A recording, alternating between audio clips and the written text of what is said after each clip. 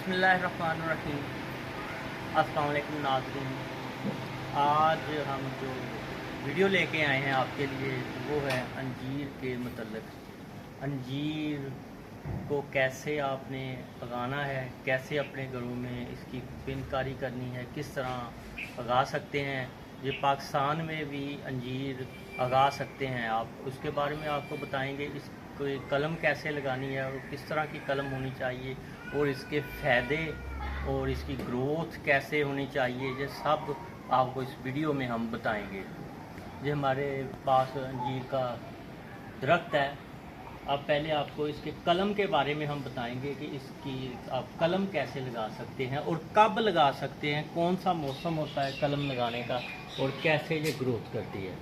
ये आपने उंगली की तरह मोटी कलम ले लेनी, इससे बारीक नहीं लेनी। इससे मोटी भी ले सकते हैं, तकरीबन 2.5 फुट लंबी कलम हो, और इसे यहाँ से ऐसे आपने काट लेना।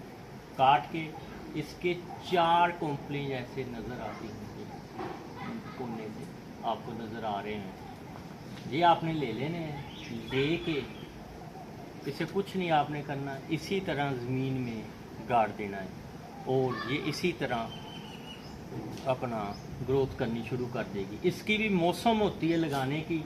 जनवरी और फरवरी में आप कलम लगा सकते हैं। जनवरी और फरवरी ये महीना ख़ास तौर पर अच्छा है। लगा आप नवंबर दिसंबर में भी सकते हैं, पर दिसंबर में सर्दी की वजह से ये होती नहीं, इसलिए जनवरी और फरवरी में इसकी ग्रोथ अच्छी होती है।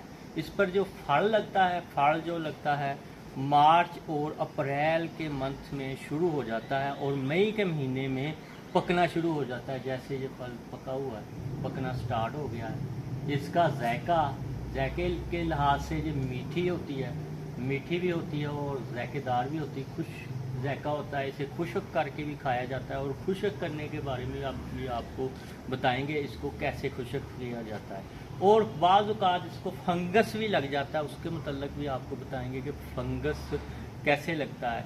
इसे आपने हवादार जगह पर लगाना है, ये नहीं कि दीवार के साथ बिल्कुल ही लग जाए कि इसको हवा ना लगे। हवा नहीं लगेगी, इसके पत्ते पीछे से जैसे ये हरे ग्रीन है सूखने शुरू हो जाएंगे। आप परेशान हो जाएंगे कि आपका ये अंजीर का पेड़ क्यों ख़राब होना शुरू हो गया, क्यों सूखना शुरू हो गया। इसीलिए कि ये हवादार पर लगना चाहिए। हवादार होगा तो आपका ये अंजीर का पौधा और पेड़ बेहतरीन ग्रोथ करेगा। और इसके लिए इतनी ज़्यादा मेहनत की ज़रूरत नहीं है। ये इसके लिए जो आपने इसके जब फ्रूट का इसका मौसम आता है ना, फल लगने का, आपने इसके क्यारियों में हल्की सी गोडी ज़रूर कर देनी है।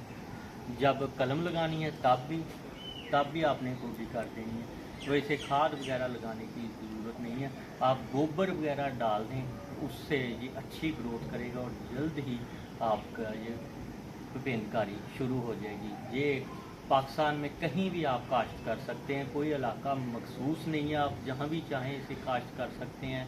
और जनवरी और फरवरी में आप इसकी कलमें लगा सकते हैं। और बहुत सारे दोस्त पूछते हैं ये कैसे उगाया जाए इसे। बहुत सारे दोस्त ये अंजीर के बीज ही वगैरह बीज देते हैं कि शायद ये अंजीर का पौधा उगी जाए, पर ऐसे नहीं उगता। ये आपको आज बताया कि ये कैसे उगता है। और अंजीर के फ़ायदे बेहद हैं। और इसे जब खुश्क किया जाता है, खुश्क कैसे किया जाता है, ऐसे इसे काट लिया जाता है और काटने के बाद इसे आपने वॉश कर लेना। वॉश करके कई बार तो इसे आप छुरी से काट के धूप में रख सकते हैं। ये धूप में ऐसे नहीं रखना, आपने नीचे कुछ जालीदार रख देनी, हवादार जाली, फिर इसे खुश्क रखना है और धूप में खुश्क करना है, इसे छाँव में खुश्क नहीं करना। और इसके बाद का इसमें सुराख भी किया जाता है। सुराख इसलिए किया जाता है कि जल्द खुश्क हो जाए। जल्द खुश्क होने से ये जल्द सूख जाएगी और मार्केट में भी आप इसे सेल कर सकते हैं। अच्छे दामों में ये सेल हो जाती है। ये नहीं कि ये अच्छे दामों में सेल नहीं होती, ये अच्छे दामों में सेल हो जाती है। माशाल्लाह इसकी काफ़ी टेस्टी होती है और इसका सूखी हुई भी मीठी होती है और ये सब्ज़ जो है पकी हुई है ये भी मीठी होती है। ये इसका जायका जब जैसे मर्ज़ी खाएं तो आपके लिए बेहद मुफीद है। बहुत सारे दोस्त मिल्क शेक में भी यूज़ करते हैं, वो भी आपको तरीका नेक्स्ट वीडियो में बताएंगे इसका मिल्क शेक कैसे बनाते हैं। और इसके साथ आपको बताते हैं इसके फ़ायदे जिनको खून की कमी हो जाती है ना, खून की कमी, उनके लिए बहुत ही बेहद मुफीद है। जो सूखी हुई है वो भी इस्तेमाल कर सकते हैं, इसको भी इस्तेमाल कर सकते हैं। जो सूखी हुई हो, खुश्क हुई हो अंजीर, उसको आपने पानी में डुबो लेना रात, सुबह फिर खा सकते हैं। ये उनके लिए बेहद मुफीद है। आपका HB लेवल इंशाल्लाह जल्द बढ़ जाएगा और आप बेहद देखेंगे कि ये इसने HB लेवल काफ़ी हद तक बढ़ा दिया। और जो कहते हैं ना हमें घुटनों में दर्द है, जोड़ों में दर्द है, उनके लिए भी बेहद मुफीद है। कि जोड़ दुखते हैं, जहाँ आपके जोड़ों में बैठते वक्त कटराहट की आवाज़ आती है, उसके लिए भी ये बेहद मुफीद है।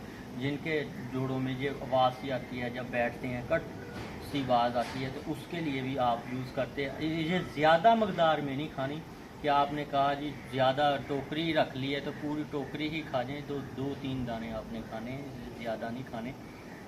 और जो ये नहीं खा सकते, जिनके दांत वगैरह नहीं, वो इसका मिल्क शेक वगैरह यूज़ कर सकते हैं। वो ग्रीन का भी बना सकते हैं। अगर खुश्क की हुई अंजीर का बनाना है तो आपने इसे रात को भिगो लेना है और सुबह फिर दूध में ग्राइंड करके पी लेना है। और जिन बच्चों की ग्रोथ कद नहीं बढ़ता, उनके लिए भी ये बेहद मुफीद है। और कई इसके फ़ायदे हैं, एक नहीं है, कई फ़ायदे हैं।